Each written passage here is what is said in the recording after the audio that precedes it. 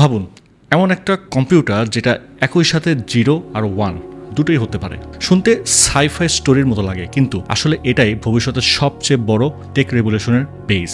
আমরা কথা বলছি কোয়ান্টাম কম্পিউটার নিয়ে। এটা এমন একটা মেশিন যেগুলো এমন নিয়মে কাজ করে যা আমাদের দৈনন্দিন পৃথিবীর নিয়মের সাথে একদম মেলে না। এগুলো শুধু দ্রুত কাজ করে না, এগুলো বাস্তবতাকে অন্যভাবে প্রসেস করে। কিভাবে একটা মেশিন এমনভাবে চিন্তা করতে পারে যা আমাদের সাধারণ লজিকের বাহিরে? কেন এমন একটা কম্পিউটার যেটা দেখতে একটা গোল্ডেন কালারের ঝাড়বাতির মতো আর থাকে এমন একটা ফ্রিজের ভেতরে যা মহাকাশের থেকেও ঠান্ডা, সেটাই এখন সবচেয়ে পাওয়ারফুল টুল। আর যদি এগুলোই ফিউচার হয়, তাহলে এগুলো এখনো আমাদের ফোন বা ল্যাপটপে কেন নেই? চলুন একটু গভীরে যাওয়া যাক। এসব বুঝতে হলে আগে আমাদের দেখতে হবে যে আমাদের আজকের কম্পিউটারগুলোর লিমিটেশন কোথায়। আপনার ফোন, ল্যাপটপ, এমনকি পৃথিবীর সবচেয়ে বড় সুপার কম্পিউটার সব একই ভাষায় কথা বলে, আর সেই ভাষা হচ্ছে বিট। একটা বিট অনেকটা একটা সুইচের মতো, হয় অন না হলে অফ, মানে 1 অথবা 0। আপনি স্ক্রিনে যা কিছু দেখেন, এই যে ভিডিও অথবা ওয়ার্ড ফাইল, আপনার ব্যাংক স্টেটমেন্ট, সবকিছুই হচ্ছে বিলিয়ন বিলিয়ন সুইচের কম্বিনেশন। কিন্তু ট্রেডিশনাল কম্পিউটার এখন একটা দেয়াল এসে আটকে গেছে। প্রকৃতিতে এমন কিছু প্রবলেম আছে, যেমন মলিকুল কিভাবে ইন্টারেক্ট করে, অথবা মিলিয়ন মিলিয়ন ডেলিভারি ট্রাকের জন্য সবচেয়ে ভালো রুট বের করা, যেগুলো এতই কমপ্লেক্স যে একটা ক্লাসিক্যাল কম্পিউটারে এগুলো সলভ করতে বিলিয়ন বিলিয়ন বছর লেগে যেতে পারে। আর ঠিক এখানে আসে কিউবিট।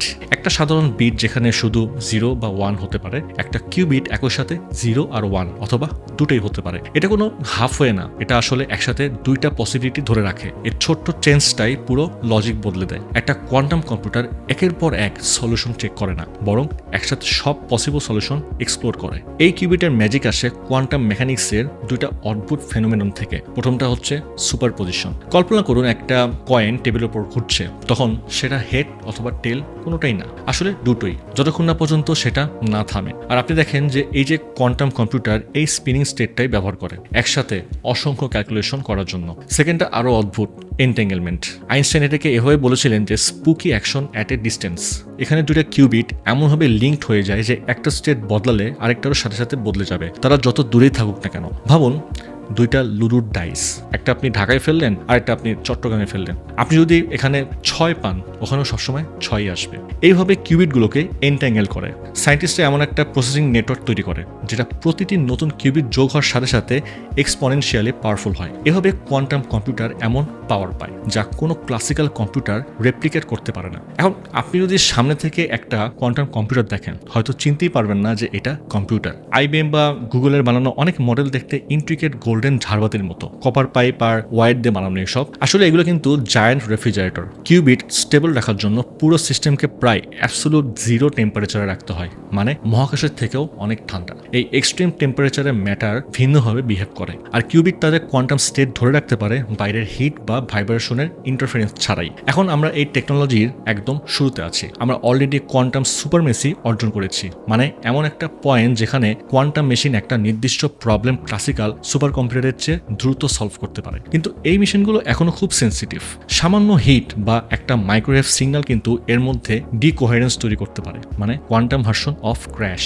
তাহলে একটা কোয়েশ্চেন, কেন এত টাকা খরচ করা হচ্ছে এই ফ্রিজিং ঝাড়বাতি বানাতে? কারণ হচ্ছে এগুলো এমন সব প্রবলেম সলভ করতে পারে যা আমাদের জীবনের প্রতিটা জায়গায় ইম্প্যাক্ট ফেলে। লাইক মেশিনে কোয়ান্টাম কম্পিউটার মলিকুল লেভেলের নতুন ড্রাগ সিমুলেট করতে পারে। এখন আমরা ট্রায়াল অ্যান্ড এরর ব্যবহার করি, কারণ ক্লাসিক্যাল কম্পিউটার বায়োলজির কমপ্লেক্সিটি হ্যান্ডেল করতে পারে না। কোয়ান্টাম কম্পিউটার সেকেন্ডসের মধ্যে crore crore chemical combination simulate করতে পারে। This is massive.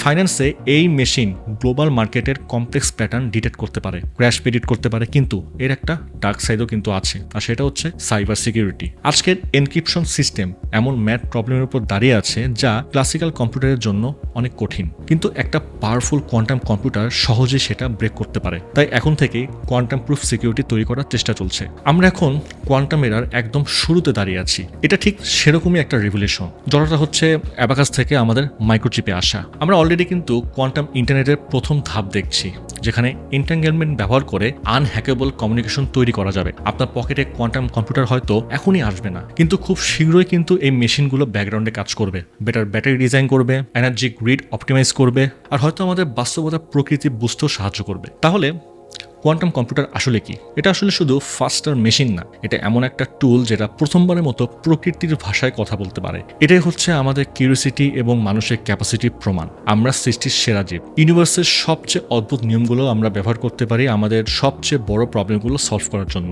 তাই নেক্সট টাইম যখন আপনি টেকনোলজির লিমিট নিয়ে ভাববেন, তখন স্পিনিং কয়েনের কথা একটু মনে রাখবেন। পৃথিবী শুধু 0 আর 1 না, এটা ইনফিনিট পসিবিলিটির একটা প্লেস। আর আমরা এখন সেই মেশিন বানাচ্ছি যেগুলো সবগুলো পসিবিলিটি দেখতে পারে।